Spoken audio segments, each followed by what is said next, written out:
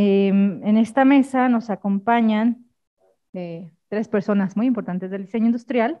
Voy a permitirme presentar en primer orden a Fernando Fernández Barba. Él es profesor del CIDI e imparte las asignaturas de diseño 5 y 6, configuración colaborativa, vehículos de arrastre y diseño temático. Adelante, y titulación. Adelante, Fer, con tú. Ok, cada uno. Ok. Bueno, pues voy a empezar con una reflexión. Hola a todos. Que a mí me significa mucho en mi línea de investigación que llevo ya algún tiempo ahí. No es la única que tengo, pero es la que más me ha importado. Históricamente, los objetos productos se han terminado resolviendo tarde o temprano con métodos de fabricación industrial, logrando de esta manera hacer gigantescos volúmenes de producción y con una calidad de muy alta y satisfaciendo las demandas del mercado. Esta cosa de industrializar los objetos ofrece ventajas y atributos que vale la pena considerar, como son, entre otros, altos volúmenes de producción. O sea, se puede producir mucho y a una velocidad y una eficiencia increíble, con una calidad controlada. Las compras de estos productos pueden ser programadas, no hay desperdicio de material, tiempo ni de mano de obra, son planeadas. Hay exactitud en partes y procesos. Se pueden reproducir en todas partes del mundo, quedando el objeto idéntico prácticamente. No tiene limitantes de clima ni de horario. En la obra civil, si lo comparamos con una obra civil, si llueve, pues ya no fueron los albañiles. Bueno, si es lunes no van porque bebieron el domingo, no sé si me ve. Aquí no hay tiempo, no hay limitantes de clima ni de horario. Provee un empleo seguro, mucho mejor que el de los albañiles, digno y mejor remunerado. En pocas palabras, se realiza un trabajo más organizado y de alta eficiencia progresiva. Esto es, permite ir evolucionando el producto día a día. Ahora sí, si me haces favor de poner la primera.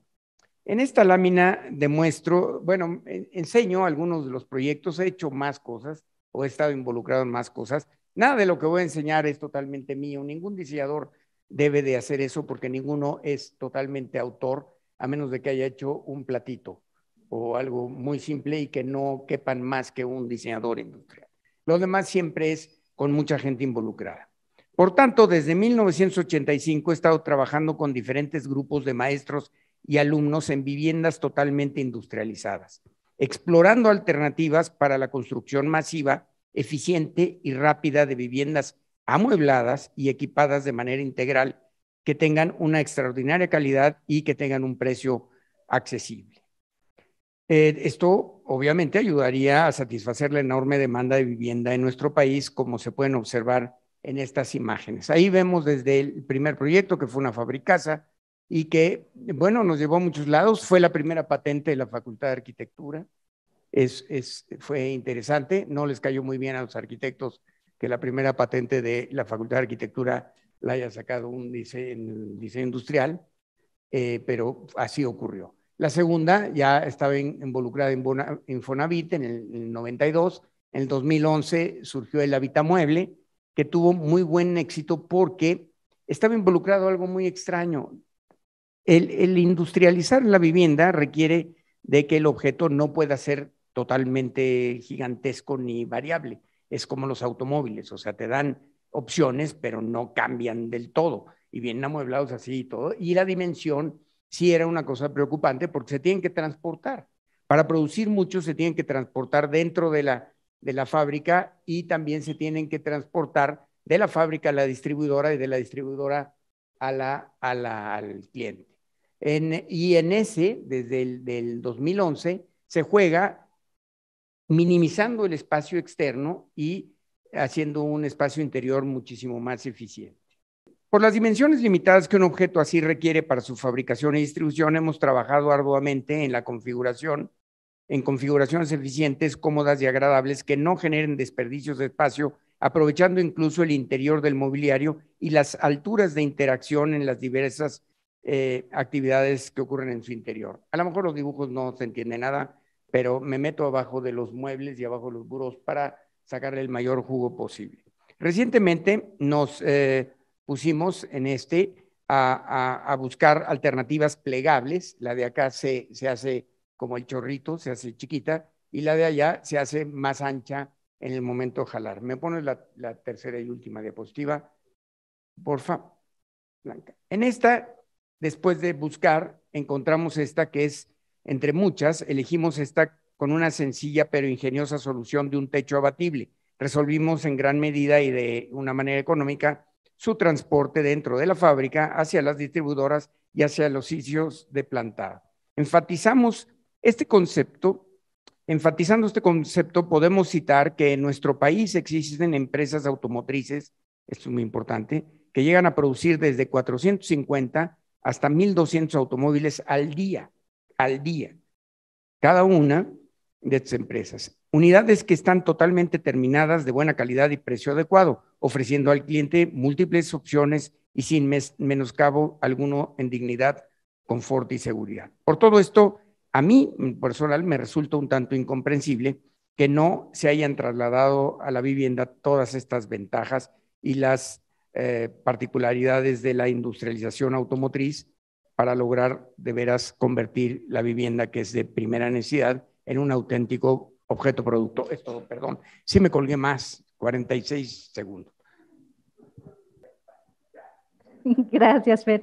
Bueno, ahora voy a ceder la palabra a Claudio Heinz Pastor. Él imparte las asignaturas de investigación y lenguaje profesional, función, diseño 5 y 6 y gestión estratégica del diseño. Adelante, Claudio. Gracias, Cecilia. ¿Qué tal? Buenas tardes a todas y a todos. Pues bueno, les voy a platicar un poco de mi investigación. Yo hago un estudio cualitativo sobre cognición en instituciones de educación superior. El objetivo es realizar investigación pedagógica sobre física en diseño industrial y proponer estrategias didácticas. ¿Esto qué quiere decir? Es investigación dentro del aula.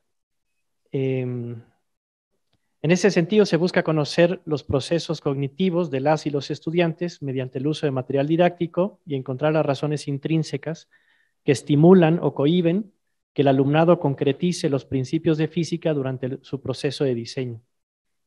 Entonces, en general, lo que busco es generar este material didáctico, hacer experimentación con las y los estudiantes y ver cómo es su proceso cognitivo. El cual definitivamente cambia constantemente de generación a generación, lo cual no es nada sencillo y hay que proponer estrategias didácticas constantemente con variaciones. La idea es, pues sí, proponer estas estrategias didácticas, probarlas, por supuesto, y bueno, si se puede publicar. Y finalmente la intención es mejorar la educación y garantizar el aprendizaje de los principios de física aplicados a diseño. La siguiente, por favor. Algunos hallazgos, por lo menos desde mi perspectiva, es evidente que el lenguaje y la dialéctica son la clave del aprendizaje de la física, especialmente creo que poder entender los conceptos de física de forma clara es muy importante para poder realmente comprender qué es lo que está sucediendo en la realidad. Vivimos en un mundo físico y pues las diseñadoras y los diseñadores del futuro pues tendrán que seguir viviendo en ese mundo físico y diseñando en ese mundo físico y tendrán que comprender la física, no hay de otra. El problema es que vivimos en un mundo en donde la educación de la física se da de forma muy áspera, diría yo, y genera, pues sí, molestias. Las estudiantes y los estudiantes llegan ya un poco hastiados del tema y no lo han reflejado realmente en la realidad, no lo han entendido en su realidad. Y parte de ello se refleja en el lenguaje, en cómo entienden ellos esos conceptos. Entonces, mi tarea consiste justamente en entender primero cómo entienden esos conceptos, cómo los podemos convertir realmente en algo que se entienda dentro de física y que lo puedan luego aplicar en sus diseños y reconocer sobre todo la física en esos diseños. En fin, la siguiente, por favor. Entonces, bueno, pues he generado mucho material didáctico, un manual de material que explica cómo se utiliza ese material. En caso de que yo no esté necesariamente en ese laboratorio utilizando ese material, los alumnos podrían tomarlo y tratar de conocerlo por ellos mismos, es la idea. La idea que los materiales se expliquen solos, pero necesitan finalmente a alguien que los apoye en la parte teórica y sepan para qué están hechos esos materiales. Entonces, bueno, pues me he dedicado a hacer muchos materiales didácticos y otro tipo de elementos que nos pueden servir para entender la física. Muchas gracias. Y bueno, muchas gracias. Y ahora voy a presentar a Vanessa Satele Gunter. Ella imparte en este centro de investigaciones las materias de diseño 7 y 8, diseño temático y titulación. Adelante, Vanessa. Gracias. Hola a todos, ¿cómo están? Qué gusto verlos. Bueno, yo les voy a platicar un poco lo que he estado trabajando. Yo me especialicé en el área de diseño médico, de equipo médico. Desde que hice la maestría en Suecia, yo estudié aquí en el CIDI, luego hice la maestría fuera, y desde ahí me apasionó el tema, ¿no? En aquel entonces hice una máquina de diálisis para el hogar y trabajé con el hospital local y con una empresa que desarrollaba máquinas de diálisis. Y me encantó como ese tipo de enfoque de proyecto donde se trabaja para los pacientes, para el personal de salud. Y creo que es un área donde hay muchísimo por hacer.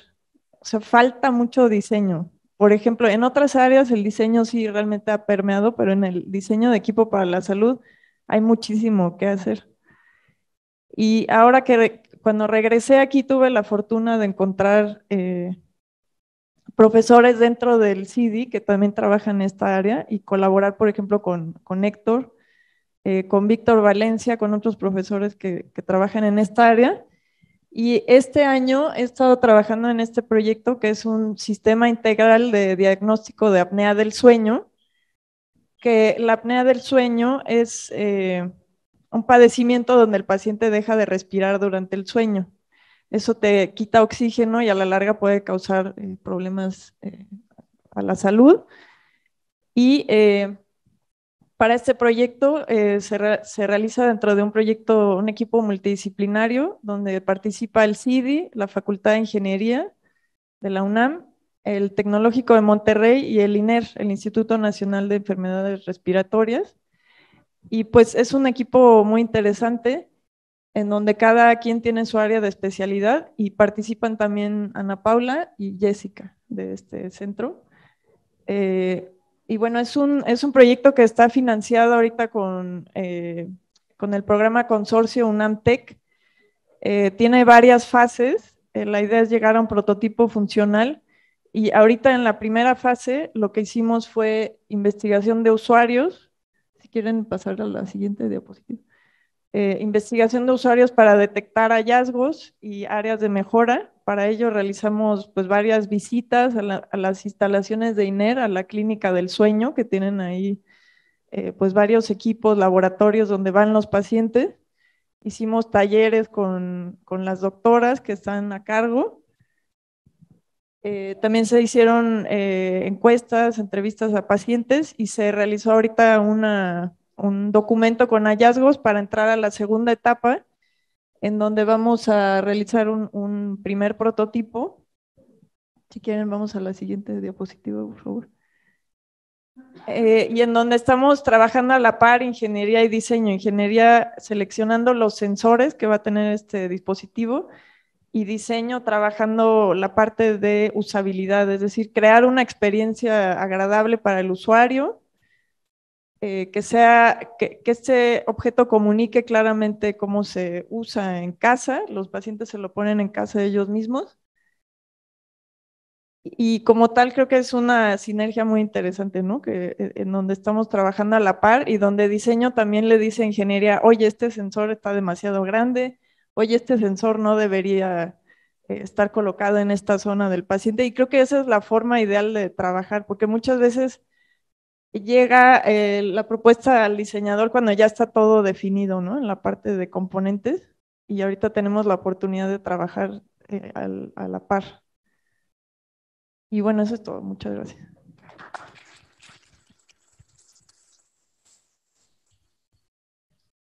Gracias, Vane. Pues justo, Vane, creo que resaltas algo muy importante, que es el trabajo multitransdisciplinario, que seguramente, bueno, Fer también o es más bien una pregunta, Fer, cuando tú diseñas este tipo de viviendas, ¿a qué otro tipo de profesionales o estudiantes incluyes en tus proyectos, ¿no? Hablando de que pues el diseño no es propio o únicamente de una sola persona, ¿no? Igual, bueno, es una pregunta que si gustan podrían contestar después de la pregunta que les toca en esta mesa. Bueno, la pregunta es, entendiendo, te la voy a preguntar después, entendiendo que el desarrollo y estructura de una investigación es fundamental para la aplicación e impacto de los resultados en el contexto deseado, si pensamos investigación abierta versus investigación cerrada, ¿cuál es la certera para los tiempos actuales y por qué? Si responden en el mismo orden, gracias. Bueno, primero voy a contestar la primera pregunta. Sí, han intervenido poco más de 30 maestros a lo largo de todos los proyectos, principalmente del CIDI, pero hemos tenido mucho arquitecto y mucho ingeniero de varias especialidades. Y alumnos también. Alumnos, creo que ya hasta ahorita van como 23 recibidos con esos proyectos y otros 20 que están en vías de eso. Respecto a la pregunta, a mí me sacó de onda y ya platicando con Claudio también como que no entendíamos muy bien porque parece un versus, así, y es más, tiene ahí la BS de versus y yo creo que es un error. La verdad es que una no quita la otra. Hay investigaciones que por el cliente o por la persona interesada en la investigación es obligadamente cerrada. Es más, yo he hecho investigaciones así y ni siquiera te puedo contar o puedo contar abiertamente de qué se trataron. Y eran cerradas y con documentos de que firmabas inclusive una carta de que no ibas a sacar ningún documento y te quitaban los celulares, etcétera, etcétera, para trabajar en ella. Sobre todo cuando hay un patrocinador que tiene un interés preciso en algún punto, o sea, no son tan abiertas. La otra investigación, la abierta, normalmente nace de, no me gusta decirlo así, pero es verdad, de alguna manera es una intención romántica de alguien que quiere descubrir a ver qué pasaría si, o sea, viene de una tesis o de una inquietud, y bueno, ahí puede meter a quien sea. La mayoría de las casas estas han resultado abiertas a la comunidad universitaria para trabajar así con ellos. Y incluso han estado entrando alumnos, salen, se reciben y entran otros nuevos y de alguna manera heredan todo el trabajo anterior y siguen evolucionando. Esto no ha sido una cosa tan casual. No son tan, como que nunca sabes exactamente cuándo vas a terminar. Sin embargo, académicamente, debo de reconocer que abierta pues es más útil para nosotros que una cerrada, porque cerrada pues nada más permite 2 alumnos y los especialistas van entrando, a diferencia de lo que creemos muchos aquí en el CIDI, que entran todos los especialistas desde el primer momento y platican y hacen todo lo que tienen que hacer entre todos y todos opinan. No es así, sino que se van metiendo especialistas en los momentos oportunos y en las fases que determinan determinada especialidad. Entonces yo creo que no están compitiendo las dos. Si tuviéramos un patrocinador, seguramente sería cerrada, y si no va a haber patrocinador más que alguna manera de financiamiento universitario, bueno, pues entonces sí podríamos hacerla abierta. Esto. No, todo muy bien. Supongo que continúo. Pues bueno, la verdad es que para mí me gustaría primero definir qué es investigación desde mi perspectiva, antes de irnos a investigación abierta o cerrada, que yo no soy experto en el tema. Sinceramente, lo que voy a decir va a ser una opinión basada en lo poco que he descubierto hace poco a raíz de esa misma pregunta. Entonces, para mí investigación pues es un proceso cíclico, y yo estoy hablando de investigación académica, no necesariamente investigación aplicada a proyectos, sino puramente académica. Es un proceso cíclico y pues sí, para la generación de conocimiento, y bueno, pensando un poco en lo que se había preguntado en la mañana, es aquello que nos acerca a la verdad, que es un proceso infinito al que nunca se llega finalmente.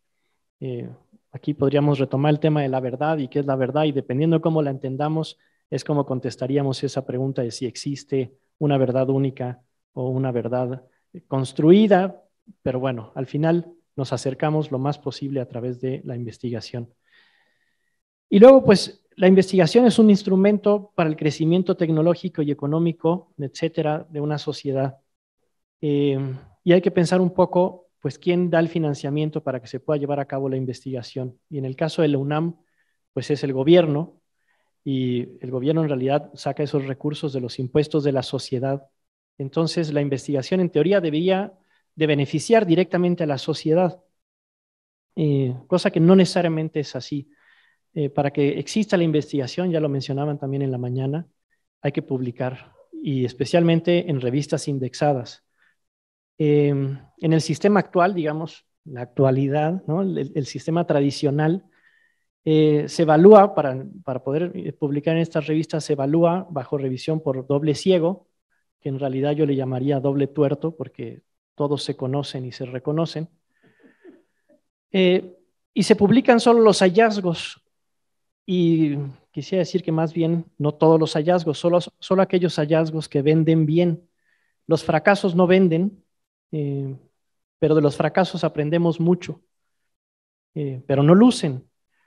Aunque en nuestro sistema natural de aprendizaje, así es como la humanidad ha evolucionado, fracasando mucho y acertando de vez en vez. Entonces, bueno, abierto implicaría justamente poder publicar también esos fracasos, dado que no sería evaluado a través de este sistema que tenemos actualmente. Entonces, si fuera abierto, lo importante sería el conocimiento puro, con sus aciertos y errores. Ya no sería importante saber cuántos artículos se publicaron, sino más bien qué tanto se está aportando a la humanidad.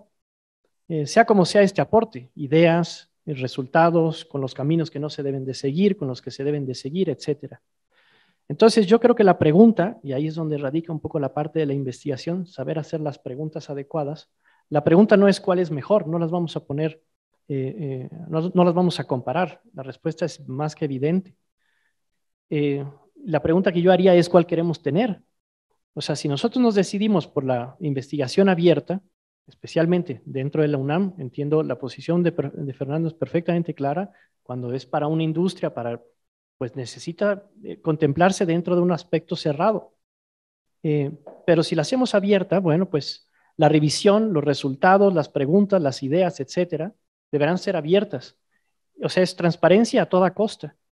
Y quienes evalúan no es un grupo de científicos de un círculo cerrado reducido, que solo fomenta el estrellato y la proliferación de simulaciones y burocracia, que está más que documentado, esta parte de la burocracia y la simulación, sino quienes evalúan, bueno, pues es la sociedad misma, y es para ellos a quienes les va a beneficiar. Entonces, bueno, sí, hagámosla abierta, pero hay que cambiar todo el sistema. O sea, tendríamos que cambiar todo eso primero legalmente.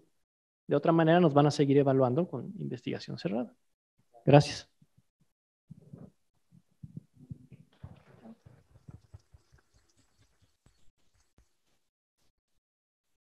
Pues creo que coincido, ¿no? Con lo que ya mencionan. Creo que no es una ni otra, sino ambas. Y en el mismo proyecto puede haber ambos aspectos.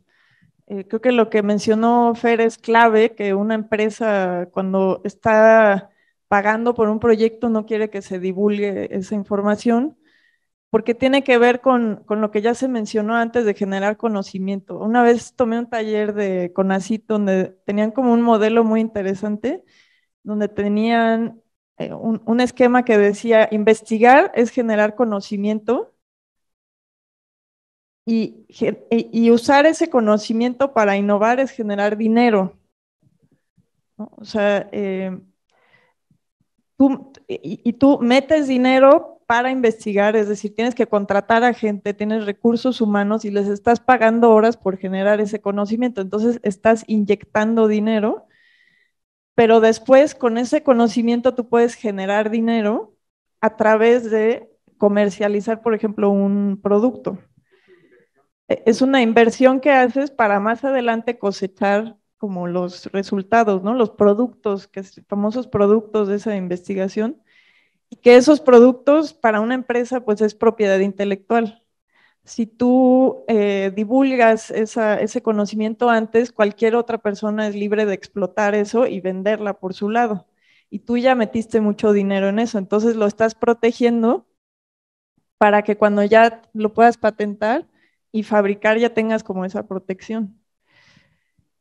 Ahora, para los empleados es algo, creo, más negativo, porque tú como diseñador o como investigador necesitas, como dice Claudio, publicar, ¿no? Es el famoso, es casi como el juego, ¿no? De la academia, en donde en tus informes y en tu currículum, pues siempre te están preguntando y pidiendo cuántos artículos publicaste, cuántas patentes tienes.